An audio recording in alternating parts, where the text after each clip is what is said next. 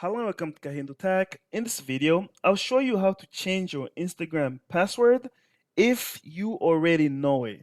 This is the guide for the people that know their password, but they would just like to change it.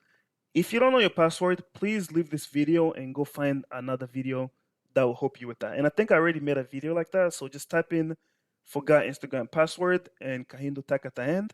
You should find the appropriate video. Now, to change your password if you already know it, open up the Instagram app like I have here and go to your profile page. Once you arrive there, look on the upper right hand corner. Do you see these three bars? Tap on those.